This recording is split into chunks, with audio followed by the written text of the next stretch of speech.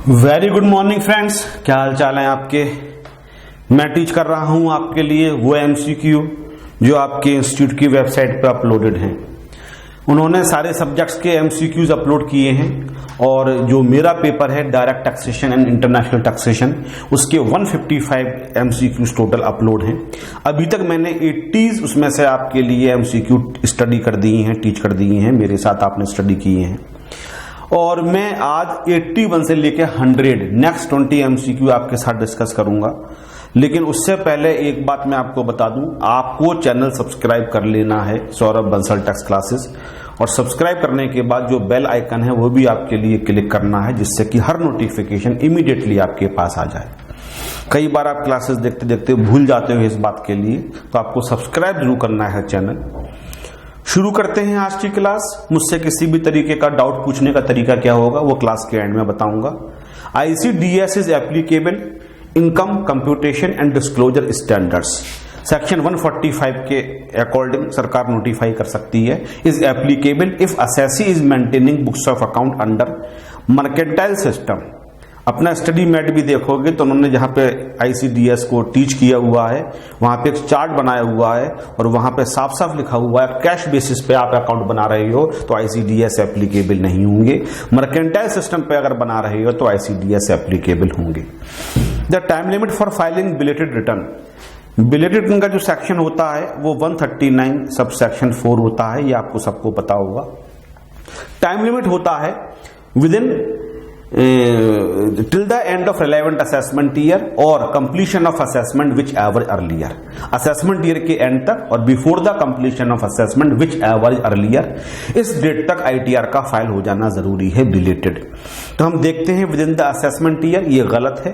With in the assessment year और before completion of assessment whichever earlier, जो मैंने बोला वही answer, B is the correct answer. अगर आप बी पे टिक करते हो तो आपको पूरे मार्क्स मिलेंगे।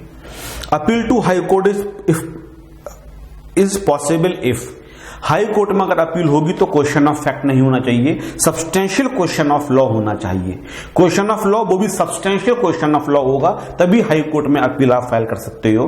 क्वेश्चन ऑफ फैक्ट में आप ITAT में कर सकते हो और कमिश्नर अपील्स के सामने कर सकते हो, लेकिन अगर हाई कोर्ट में अपील जाएगी तो सब्सटेंशियल क्वेश्चन ऑफ लॉ होना चाहिए तभी हाई कोर्ट में अपील आप फाइल कर सकते हो। तो C is the correct answer, substantial question of law is involved. 84 the following loss is not allowed to carry forward, कौन से लॉस हम कैरी नहीं कर सकते हैं, इसको छोड़ देते हैं, पहले खुद देखते हैं। हाउस प्रॉपर्टी का कैरी फॉरवर्ड हो सकता है। इसके बाद PGBP के लॉसेस को हम कैरी कर सकते हैं, नॉन स्पेकुलेशन 8 साल, स्पेकुलेशन 4 साल और specified business indefinitely. Capital gain के लॉसेस को हम कैरी कर सकते हैं 8 साल तक के लिए।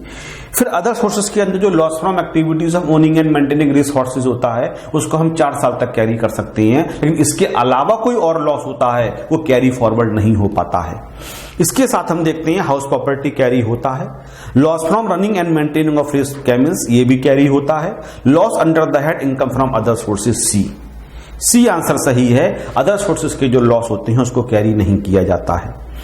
Income on which equalization levy is charge is, income on which equalization levy is charge it, तो जिस इनकम पे इक्वलाइजेशन लेवी को इंपोज कर दिया जाता है, chargeable under income tax, not chargeable under income tax, not an income under income tax act 1961, B is the correct answer. Section 10 और 50 में लिखा हुआ है कि वो एग्जेम्प्ट होगी। नॉट इनकम का मतलब तो ये हो गया कि वो 224 के अकॉर्डिंग इनकम ही नहीं है, और नॉट चार्जेबल का मतलब हो गया इनकम तो है लेकिन उसको एग्जेम्प्ट कर दिया गया है। तो जिस इनकम पे इक्वलाइजेशन लेवी इंपोज कर दी जाती है, मैंने एक बहुत शानदार वीडियो बनाई है, यूट्यूब पे अपलोड भी करी हुई है, based on the equalization levy. जब आप फेसबुक के और फेसबुक के अलावा इंस्टाग्राम हो गया और याहू हो गया, इनकी सर्विसेज लेते हो स्पेसिफाइड सर्विसेज, तो जो पेमेंट देते हो उसमें से आपको एक अमाउंट डिडक्ट करना पड़ता है जिसको इक्वलाइजेशन लेवी कहा जाता है। और अगर किसी इनकम पे इक्वलाइजेशन लेवी चार्ज किया गया है तो जिसको इनकम मिल रही है उसके हाथ में एग्जेम्प्ट होती है सेक्शन 1050 के अंदर, इसलिए B is the correct option. The rate of minimum alternate tax for a unit located in the IFS, International Financial Services, सबको पता है, ये बहुत फेमस क्वेश्चन है, 9% होता है, तो 9 is the correct answer. Deduction under section 80 IAC for eligible startup. Eligible startup अगर आप हैं, कुछ एलिजिबल हैं, उनका अगर आप स्टार्ट करते हो तो डिडक्शंस मिलती है 80 IC के अंदर, जो कि 3 साल के लिए मिलती है, 100% मिलती है। तो B is the correct option, 3 years. फिर है tax payable by domestic company under section 115BA। Indian companies के ऊपर कुछ स्पेसिफिक रेट्स लगाई जाती हैं जो फाइनेंस एक्ट में नहीं दे रखी हैं, जो इनकम टैक्स एक्ट में ही दे रखी हैं। जो जनरल रेट्स होते हैं वो हमेशा फाइनेंस एक्ट में दे रखे होते हैं, जो स्पेसिफिक रेट्स होते हैं वो इनकम टैक्स एक्ट में दे रखे होते हैं। तो इनकम टैक्स एक्ट के 115BA के अंदर डोमेस्टिक कंपनी पे एक बहुत स्पेशल रेट, कुछ कंडीशंस अगर सेटिस्फाइड होती हैं तो लगता है, और वो 25% होता है। Is the correct answer. Which of the following company is not liable to pay MAT under section 115JB? MAT किस किस पे नहीं लगता है, इस पे बेसिक क्वेश्चन मैंने 1 या 2 वीडियो पहले भी करवाया था कि लाइफ इंश्योरेंस बिजनेस पे MAT नहीं लगता है। इसी तरीके से जो शिपिंग कंपनी होती हैं इन पर टनिज टैक्स लगता है। टनिज टैक्स जिस पे लगता है उन शिपिंग कंपनीज के लिए भी MAT के प्रोविजन से बाहर रखा गया है। 115VO 115VO इस सेक्शन में लिखा हुआ है कि वो कंपनी, शिपिंग कंपनी जो कि टनिज टैक्स के लिए लायबल हैं पे करने के लिए, उनको मैट के प्रोविजन से बाहर रखा जाएगा। तो C is the correct answer. The amount of deduction in respect of salary paid to its own members in case of AOP. AOP अपने मेंबर्स को जो सैलरी देती है उसका रिडक्शन AOP को नहीं दिया जाता है। तो C is the correct answer हो गया, नील। ये तो बहुत फेमस क्वेश्चन है, AOP की मेरी वीडियो है, आप जरूर देखें, आपको ये आंसर समझ में आएगा कि AOP अपने मेंबर्स के लिए जो भी सैलरी या रेम्युनरेशन देती है उसको हम एडबैक कर देते हैं। AOP की इनकम निकालते समय उसका रिडक्शन नहीं दिया जाता है। The commissioner of income tax appeal shall dispose of the appeal within a period of from the financial year in which appeal is made. तो 1 ईयर होगा यहां पे, 1 साल के अंदर जिस ईयर में आपकी अपील फाइल की गई है उस ईयर से 1 साल के अंदर जो अपील होगी वो कमिश्नर अपील्स के लिए डिस्पोज कर देनी चाहिए। तो 1 year is the correct answer. हम ए पे टिक कर देते हैं, हमें पूरे मार्क्स मिलेंगे। अपील्स एंड रिवीजन से आपको क्वेश्चंस डेफिनेटली पेपर में मिलेगा। बहुत शानदार टॉपिक है, इसको बहुत अच्छे तरीके से कर लेना। एज पर सेक्शन 142(2)A पिछले से पिछले वीडियो में मैंने बताया था स्पेशल ऑडिट पर बेस्ड क्वेश्चन जरूर आता है। ये स्पेशल ऑडिट के डायरेक्शंस का सेक्शन है। असेसिंग ऑफिसर कुछ स्पेशल केसेस में असेसी से कह सकता है कि आप दोबारा से ऑडिट करवाइए, इसको स्पेशल ऑडिट कहा जाता है। As per section 142(2)A, the tax authorities can direct the taxpayer to get his account audited from A nominated by the principal chief commissioner और chief commissioner, principal commissioner और commissioner। Chartered accountant CA के पास power होती है जो कि commissioner या principal chief commissioner appoint करता है। तो यहां पे सही आंसर हो गया B, chartered accountant. The quantum of deduction in respect of royalty on patents as mentioned in section 80 RRB 3 lakh रुपए से ज्यादा की नहीं मिलेगी। तो आंसर तो डी ठीक है, लेकिन क्वेश्चन गलत है। मैक्सिमम क्वांटम ऑफ डिडक्शन होना चाहिए, मैक्सिमम। रॉयल्टी अगर 3 लाख से कम मिलती है तो जो एक्चुअल अमाउंट था वो डिडक्शन मिलेगा। रॉयल्टी रिसीव्ड और 3 लाख विच एवरेज लोअर। तो यहां पे अगर वो मैक्सिमम लगा देंगे तो आंसर अच्छा हो जाएगा, क्वेश्चन अच्छा हो जाएगा। 3 लाख से ज्यादा की नहीं मिलेगी। The additional tax will have to paid by principal officer of the domestic company and the company within 14 days. ये मैंने आपको बताया था बाईबैक वाले क्वेश्चन में कि जो भी कंपनी डिस्ट्रीब्यूट करती है अकोमोडेटेड प्रॉफिट के लिए, उस पर जो एडिशनल टैक्स होता है वो जनरली 14 डेज के अंदर ही पे किया जाता है। तो वहां पे भी 14 डेज सही आंसर था और यहां पे भी 14 डेज सही आंसर है।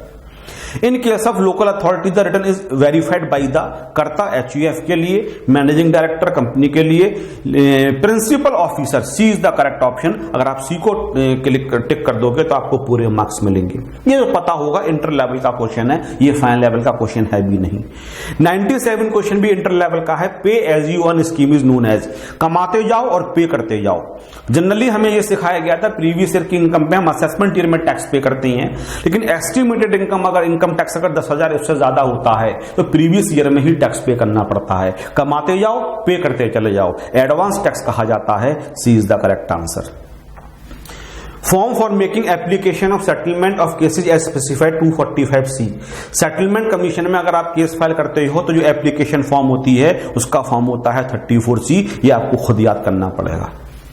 Application made to the authority for advance ruling can be withdrawn after the lapse of 30 days period of application with the permission of authority। If facts and circumstances so justify, 30 दिन के बाद, after the lapse of 30 days के बाद आप जो application होगी उसके लिए आप विड्रॉ कर सकते हो।